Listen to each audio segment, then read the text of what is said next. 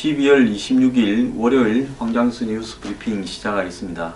여러분, 크리스마스 주말 잘 보냈습니까? 자,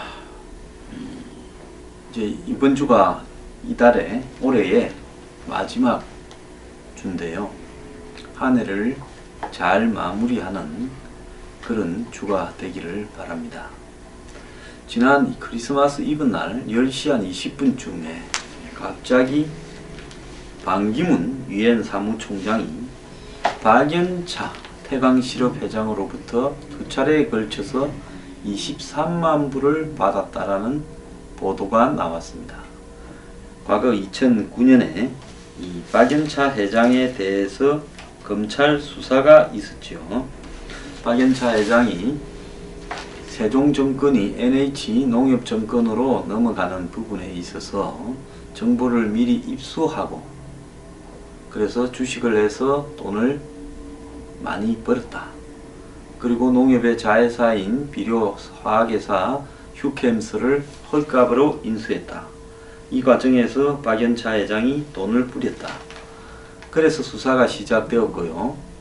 수사 과정에서 검찰이 박연차 회장의 어떤 딸들까지도 다 조사해서 처벌하겠다.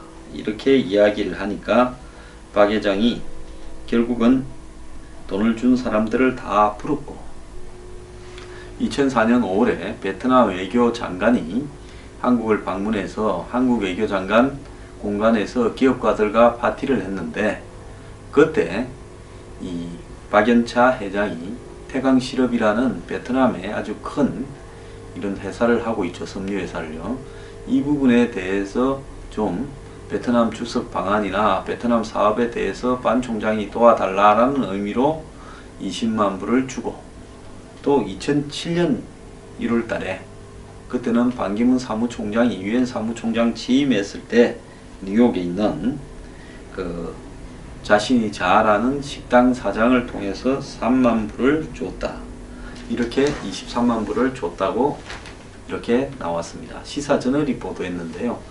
당연히 반 총장 측에서는 사실 무근이다라고 이야기를 했고 박연차 회장이 30분 정도 늦게 만취가 되어서 왔다가 갔다. 그리고 사실 관계에서 아주 다르다. 이렇게 이야기를 했습니다.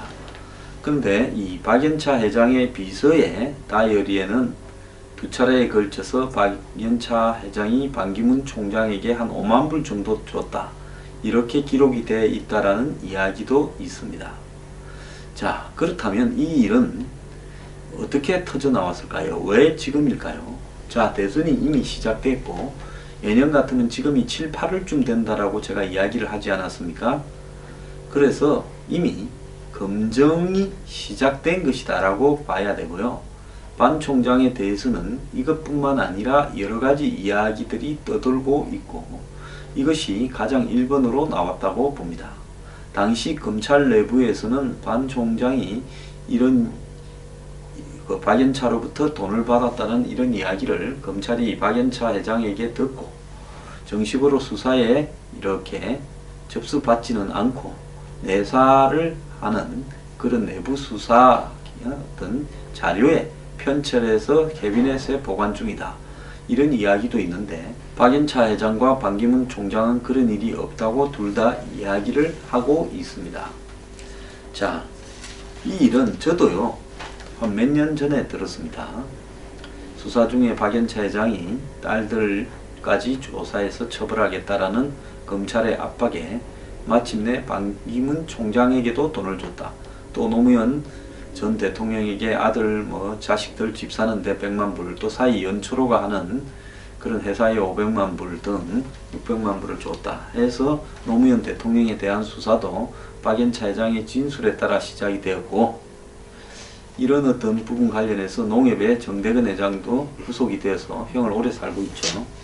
자, 그런데 이 이야기의 사실 여부를 떠나서 왜 지금 터졌을까? 그것도 크리스마스 이브예요.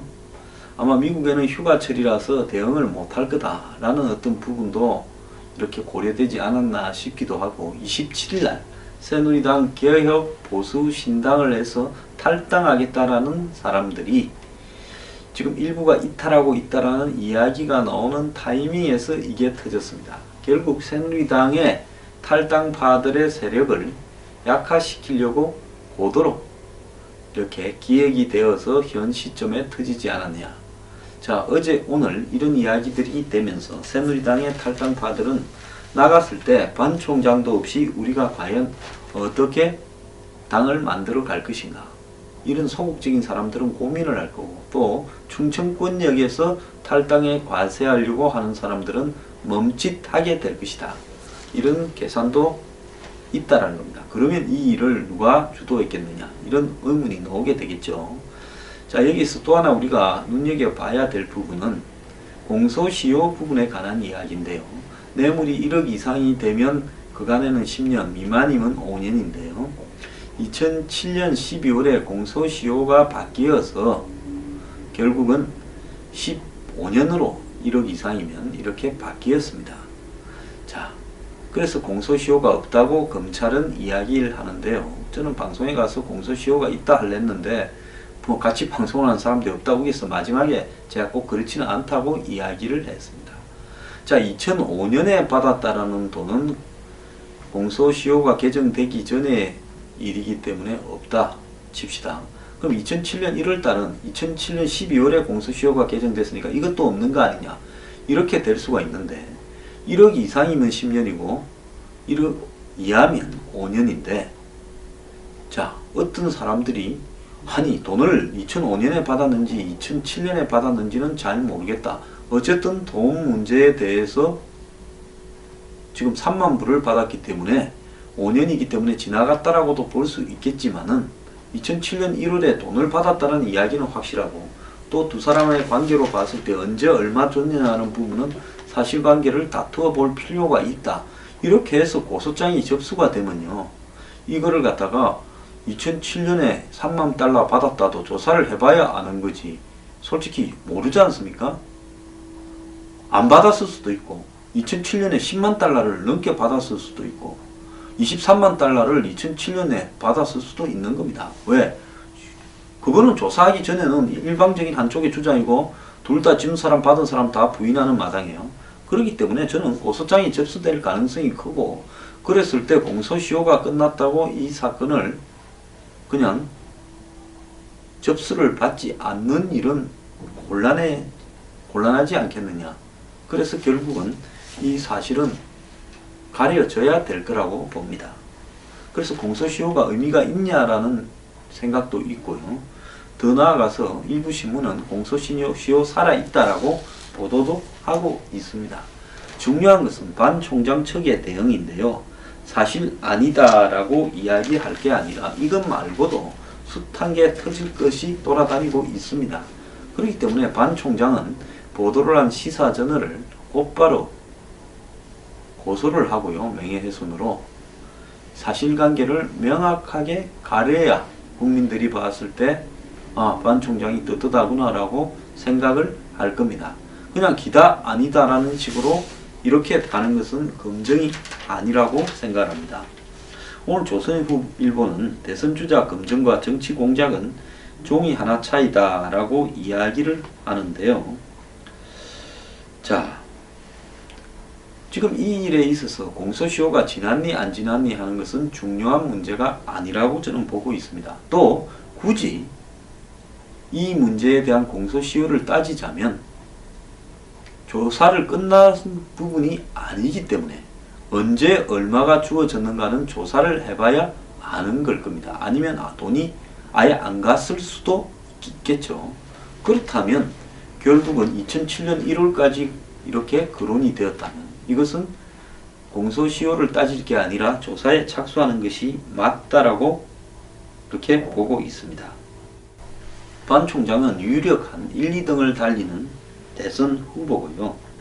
이 대선 후보에 대한 검증이 이제 제기가 되었습니다. 그것도 명망 있는 언론사에 의해서 제기가 되었습니다. 그래서 객관적인 검증으로 사실은 공작적인 어떤 이 허위사실 유포가 더 이상 발을 못 붙이게 하는 것이 매우 중요합니다. 검증과 정치 공작은 종이 한 장 차이라고 하는데요. 이런 식으로 정치 공작이 김대엽 때는 제기가 되었습니다. 그래서 아니면 말고 식으로 당선돼 버리고 나면 결국은 허지부지 되면서 이 공작에 관여한 사람들도 빠져나가 버립니다. 그래서 후보 진영도요, 이 문제에 있어서는 책임을 가지고 법적인 대응을 해야 되고요. 사법당국도 이 문제에서 공소시효를 따질 문제가 아니라는 겁니다. 그래서 주요 대선 후보들에 대해서 제기되는 의혹에 대해서는 사법당국이 신속하게 조사를 착수해서 그 사실을 갖다가 분명히 가려야 된다. 그래서 일단 중요한 것은 반 총장은 고소하라. 두 번째, 검찰은 공소시효 운운하지 말고, 또 남았다고 보면 남았을 소지가 제가 말한 대로 있는 겁니다. 그렇기 때문에 조사를 해서 사실관계를 분명하게 밝힐 필요가 있다는 겁니다. 또 한편으로 만약 이게 사실이라면 유엔 사무총장이라고 해서 당시 공소시효가 충분히 남았을 때 조사를 할 수도 없고 불러올 수도 없고 처벌하는 것이 실익에 안 맞는다고 덮어버렸어. 이 사람이 대통령까지 나오겠다면 그것도 검찰이 장난을 친 부분이거나 권력이 장난을 친 부분이고요. 당시 만약에 이명박 대통령이 반기문을 2012년 대선에 출마시키려고도 했는데 자신의 카드가 손실을 입는 것을 원하지 않아서 안 했다 하면 그것도 문제입니다. 만약에 사실이 아닌 이야기를 이런 식으로 그럴싸하게 명망 있는 언론이 보도를 했다면 이것은 정치 공작 중에서도 어마어마한 정치 공작이기 때문에 이 언론사는 문을 닫아야 되겠지요.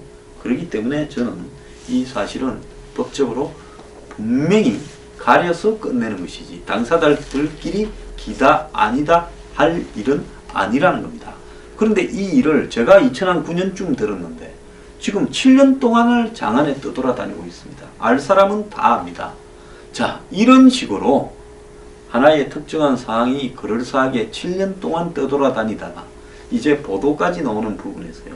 반 총장 이거 고소 안 하면 좀 있으면 유병헌이 이야기 나올 거고, 그 다음에 노무현 대통령의 측근들이 반 총장이 유엔 사무총장 될 때 도와줬던 이야기와 도와줬던 내용과 말들이 나올 겁니다. 그러니까 배신이라고 이야기를 하고 친노가 반 총장을 그렇게 묘소에 왔니 안 왔니 하면서 따지는 거 아니겠습니까? 그 다음에 성한종 회장과 관련된 문제가 나올 거고요. 또 그거와 관련해서 반주연이라는 조카 문제가 나올 거고, 그 다음에 형과 동생 반기호 반기상 문제가 또 나올 가능성이 있고, 또 주식 문제까지 나올 가능성이 있습니다. 특히 유병헌하고 관련해서는 그럴싸하게 정황까지도 지금 돌아다니고 있어요. 그렇기 때문에 이 부분에 대해서 이렇게 소극적으로 대응을 할 게 아니라 결국은 다 가지니까 반 총장 쪽에서는 선제적으로 이 문제에 대해서 다 입장을 밝히고 모든 문제가 다 허위는 허위다. 그리고 그 문제에 대해서 법적 대응을 하겠다라고 예고를 하는 것이 맞고 이번 사건부터 고소를 하기를 바랍니다. 그게 아니라면요, 좀 문제가 있죠.